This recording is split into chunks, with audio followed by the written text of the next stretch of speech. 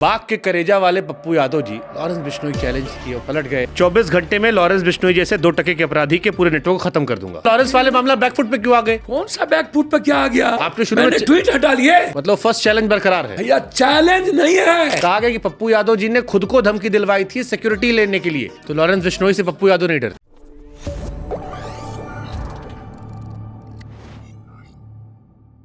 लड़का लोग हमसे का एक सवाल पूछेगा कि बाघ के करेजा वाले पप्पू यादव जी लॉरेंस बिश्नोई चैलेंज किए और फिर बाद में एक बात समझिए, पलट गए। जब दुनिया में एक बार मैं उस लड़के को कहना चाहता हूँ, मैं हाथ जोड़ करके थोड़ा सा शालीनता और विनम्रता रखो। जाति के आधार पर गाली गलौज नहीं करो, या बीजेपी पार्टी के आधार पर किसी को मत आंको, किसी के बारे में ना समझो। उनसे आप ही को हो 24 दिन मोटरसाइकिल पर जो आदमी झारखंड के जंगल में घुमा हो, वो किसी से डरा? जो महाराष्ट्र में 3 बार गया हो, बाबू सिद्दीकी के यहाँ गया हो, मैंने तो एक ट्वीट किया था, और जो स्वाभाविक ट्वीट होती है घटना की, उसको मैंने किया। बहुत एग्रेसिव उस तरह से किसी नेता ने कभी लॉरेंस के बारे में लिखा नहीं था, और इसीलिए आपको उपाधि दी गई थी बाघ का करेजा। सुनिए ना, मैं आपको बता दूं, तो मैंने जब ट्वीट किया, मुझे आप हमको एक बात बताओ, उत्तर प्रदेश में आपने जिसको मनाया, मुख्तार को मनाया, झाड़ दे दिए। यहाँ पर आपने क्या कहते हैं, अतीक साबुद्दीन को झाड़ दे दिए, अतीक को मरवा दिए। हम जोगी जी से पूछना चाहते हैं, किसी एक अपने स्वजातीय क्रिमिनल का नाम बताओ जिसको आप मरवाए हो। किसी चैलेंज करता हूं। लखनऊ के कोर्ट में हत्या हुई थी भाई, वही तो हिंदू था, वो भी ठाकुर था, लखनऊ के कोर्ट में मारा गया था। हत्या इनकी बात कर रहा हूँ। हाँ, इनका इनकाउंटर की बात कर रहा हूँ। वो क्रिमिनल ने मारा उसको, मैं इनके इनकाउंटर की बात कर रहा हूँ, जिसको जोगी ने, ब्राह्मण। तो योगी जी ने तो आतिक अहमद को भी नहीं मारा, वो थोड़ी ना कहेंगे हमने मारा है। भैया मेरी बात सुनिए ना भैया, जोगी जी, जितना जोगी जी के द्वारा इनकाउंटर हुआ पुलिस के द्वारा, देखो आप गिनो, ब्राह्मण, उसके बाद ईवीसी, मुसलमान, जाधव। आपको मैं क्या कह रहा हूं? मैं कह रहा हूं कि आप इस बात को समझिए, कल के दिन हो सकता है मोदी जी की सरकार चल जाए, खत्म हो जाए, तो आपको पता चलेगा। अमित शाह जी को तरीपार किया था, तो मैं उनसे कहूंगा, आप याद कीजिए वो दिन। पप्पू यादव को डर होता तो यहाँ मेरे साथ कोई सुरक्षा नहीं आया। सबको पता है मैं आपके यहाँ हूँ, तो निकलेंगे, मार देगा। मैंने आपको बढ़िया बुलेट प्रूफ गाड़ी गिफ्ट किया आपके दोस्त ने। मेरी बात, यहाँ तो कोई बुलेट प्रूफ गाड़ी है नहीं। मैं उस बच्चे को बताना चाहता हूँ, जो डरेगा घर से निकलेगा, जो डरेगा 3 बजे तक काम करेगा, जो डरेगा डेली रैली करेगी, जो डरेगा लाखों और हजारों आदमी से डेली मिलेंगे। ये आपका सारा बात ठीक है, लेकिन तो आपको लगता है वो ट्वीट फ्लो में ज्यादा हो गया था, 2 कौड़ी वाला? या नहीं, कोई फ्लो में ज्यादा नहीं होता, वो मैंने किया। फिर आपने फिर फोन पे क्यों कहा? जो आपका फोन का वीडियो आया था जिसमें आप पप्पू यादव जी के पीए शायद की तरह बात कर रहे थे। सर, मैंने उससे क्यों कहा? तो उसमें आपने कहा कि ये पॉलिटिकल हो गया था। मैंने उसको हमेशा मैंने कहा पॉलिटिकल बयान है, वो रहेगा। सर, उसके बाद तो मैं बम्बई गया हूं ना सर, बट इसका मैसेज जो गया वो ये था कि इसको गंभीरता से मत लो, ये तो एक राजनेता की तरह कह दे अपनी ऑडियंस को मैसेज देने के लिए। ये वैसा इंटेंस नहीं था जिसको लेकर बाघ का करेजा और कैंपेन चला दिया गया। मैं तो लॉरेंस को जानता भी नहीं था। मैंने मर्डर हुई थी बाबा सिद्दीकी की, बिहार का था, मैंने ट्वीट किया। लेकिन जब बात बढ़ी तो हम बम्बई गए। तो इस लड़ाई, इस धमकी के बाद बम्बई गए ना, सलमान से उसके बाद बात किए ना, और बाबा सिद्दीकी के घर पर उसके बाद गए ना। तो फिर ये क्यों कहा आपने, जो करना करो सलमान के साथ? भैया, मैं वही बात तो कह रहा हूं, आप बार बार कह रहे थे कि सलमान का साथ। मैंने कहा भैया, मैं इस देश की डेमोक्रेसी, संविधान और इस देश के लोकतांत्रिक व्यवस्था से बड़ा कोई व्यक्ति नहीं हो सकता। बिल्कुल सही बात है, और ये बहुत अनफॉर्चुनेट है जो हो रहा है। ये भी मैं कह रहा हूं कि जो हो रहा है ये बहुत अनफॉर्चुनेट है, और ये भविष्य में खतरनाक भी है। अरविंद केजरीवाल ने परसों विधानसभा में कहा कि यहाँ की दिल्ली को अशांत करने की कोशिश गृह मंत्रालय से हो रही है। कहा तो परसों वहाँ उनको सपोर्ट मिल रहा है। उसके बाद कनाडा के प्राइम मिनिस्टर ने क्या कहा, और यूरोप ने क्या लिखा, वो देख लो आप। भैया, चाहे भिंडर वाला को किसी ने बढ़ाया हो, चाहे किसी को और बढ़ाया जाए, मेरा सवाल वहां नहीं है, मैं उस पर नहीं जाऊंगा। मेरा सवाल सीधा है कि मैं, जिसको लगता है कि ये पप्पू यादव डर गए, तो हमारा लाइफ तो अभी है ना, हमको तो देखेंगे ना। तो लॉरेंस बिश्नोई से पप्पू यादव नहीं डरते? हम दुनिया में भगवान और जब इंसान के रेस्पेक्ट के अलावे धरती पर किसी से नहीं डरते। आपको लगता है कई बार ये खड़ी लकड़ी फर्जी लकड़ी ले लिए, धरती पर ये क्विट ना करते इतना फर्जी लफड़ा ले लिया, तो बाकी सब शांत बैठ। आपको पते नहीं है कुछ भी। मैं पूछ रहा हूं आपसे। आपको मेरे बारे में पते नहीं है, मुझे नहीं पता आपकी कितनी उम्र है। सर मैं 83 में माओवादी से लड़े थे। चंद्रशेखर जी जिंदा नहीं है, पूछ लीजिएगा।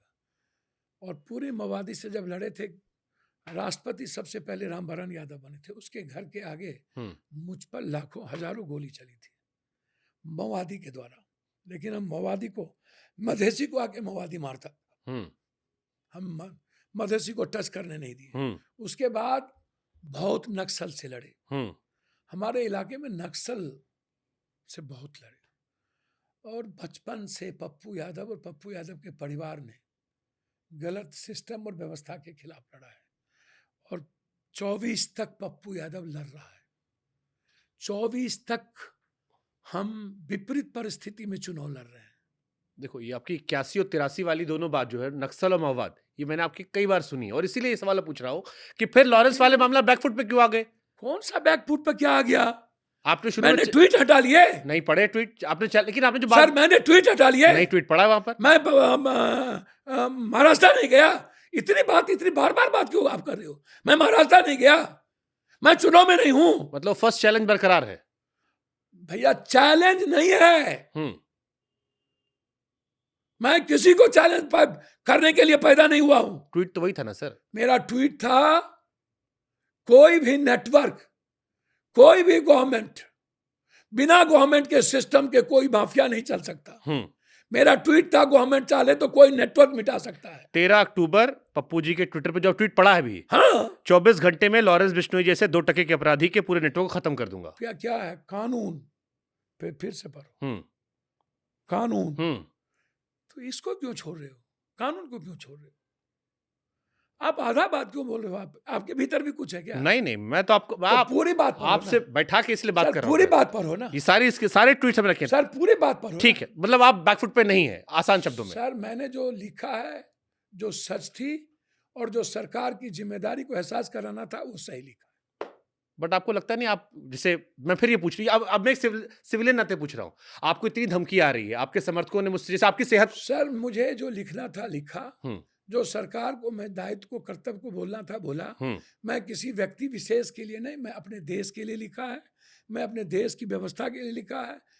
और गलत लोग बड़ा नहीं हो, गलत लोगों को देख के मेरे यूथ को आइकॉन ना को बना ले किसी को, और हमारे यूथ उस रास्ते ना जाए, इसलिए मैंने लिखा। पुलिस ने, पूर्णिया पुलिस का एक स्टेटमेंट आज आया जिसमें वो कह रही है कि पप्पू यादव जी को धमकी देना मजाक बन गया है, लौंडे अब मजाक करने लगे, मीम की तरह कोई भी वीडियो करता है। और उसके बाद एक और मैसेज आया, कहा गया कि पप्पू यादव जी ने खुद को धमकी दिलवाई थी सिक्योरिटी लेने के लिए। ये पूर्णिया पुलिस ने जिस लड़के को अरेस्ट किया है उसको लेकर कह रहे हो। देखिए, मैं एक बात बहुत गंभीरता से कह रहा हूं कि एक बार गोली लगी थी हेमंत शाही को, तो पुलिस ने कही कि मजाक बन गया और वो नकल कर रहे हैं, गोली मार दिया क्रिमिनल ने, और 2 घंटे के बाद वो मर गए। ठीक, 26 धमकियां, 26 फोन से आए। मैं नेक सलाह दूंगा आपके माध्यम से कि पप्पू यादव ने ही फोन का नंबर पुलिस को दिया, कोई और ने नहीं दिया। मैंने ही वो वीडियो डाली, नंबर मैंने ही दिया। एक दूसरी बात, मैं पूरी बिहार के पुलिस को कहना चाहूंगा कि जो कह रहा है कि पैसा दिए किसी ने धमकी देने के लिए, अभी तक उसका नाम और उसकी गिरफ्तारी क्यों नहीं कर रहे हो? वो कौन है? कह रहे थे आपकी पार्टी कार्यकर्ता, जो पुलिस का, मैं आपको कोट कर रहा हूं, मैं कह रहा हूं, क्योंकि आज ही खबर है, जब आप हम यहाँ बैठे हैं तभी ये खबर आई है। मैं तो वही कह रहा हूं। हाँ। तो अविलंब उसको गिरफ्तार करो ना। पकड़ लिया गया? नहीं, जो पैसा दिया उसकी बात कर रहा हूं। अच्छा, ओके। मजाक बना दिया ये पुलिस वाले। 26 धमकियां आई हैं, 26 धमकियों में 200 व्हाट्सएप कॉल है, 150 मैसेजिंग है। मलेशिया से अमन ने दिया धमकी, वो फोन है। नेपाल से दिया, वो फोन है। पाकिस्तान से दिया, वो फोन है। मैं पुलिस से पूछना चाहूंगा, 26 धमकी में 2 को आप लाए, 24 का क्या हुआ? 24 लोग जो जेल से भी धमकी दिया, वो क्या हुआ उसके बारे में बताइए। और दूसरी बात, जब आप कह रहे हो कि इसने दिया है, इसने कहा है, तो उसको जाओ जल्दी गिरफ्तार करो और उसको देखो कौन है पप्पू यादव का आदमी। और यदि पप्पू यादव का आदमी हुआ, कल रिजाइन कर दूंगा। कल ये जो राम बाबू अरेस्ट हुआ है, ये आपकी पार्टी कार्यकर्ता था? सर क्या बात करते हो, ये इससे पुलिस ने कहा है। भैया उस पुलिस को बोलो ना कि पार्टी का वर्कर का कार्यकर्ता होगा तो इसके पास कोई सदस्यता होगी ना, कभी मीटिंग में धरना में गया होगा ना। पुलिस वाला अपने आप कैसे कह सकता है कि इतना सर, बड़ा एलिगेशन? आप समझ रहे हो कितना बड़ा एलिगेशन आप पर है ये? सर मेरे पर क्यों एलिगेशन? वो तो कह रहा है कि इसको किसी ने दिया, ये थोड़े कह रहा कि पप्पू यादव ने दिया। नहीं नहीं, जो ये राम बाबू, उसको कह रहे हैं कि वो वो कार्यकर्ता। कह रहा है उसका वहां कार्यकर्ता हो सकता है। हाँ। और मैं कह रहा हूं कि 7 जन्म में ये कोई कार्यकर्ता नहीं है, ये कोई वहां का आरे मारे क्रिमिनल है। और जो ग्रुप बनते जा रहे हैं एक बड़े माफिया के पूरे बिहार में, उसी का ये इस तरह का प्लॉटिंग है। यानी जो पुलिस का ये कोर्ट है कि पप्पू यादव को लॉरेंस बिश्नोई के नाम पे मजाक किया जा रहा है, ये बहुत सीरियस है। सर मैं आपसे पूछ रहा हूं कि 24 मोबाइल कहाँ है? नेपाल वाले क्या हुए? पाकिस्तान वाले क्या हुए? वो 150 व्हाट्सएप क्या हुआ? चैट क्या हुआ? आपके आसपास लोगों को डर लगता है ये सब जब होता है आपकी सिक्योरिटी को लेकर? किसी को नहीं, किसी को नहीं, किसी को नहीं।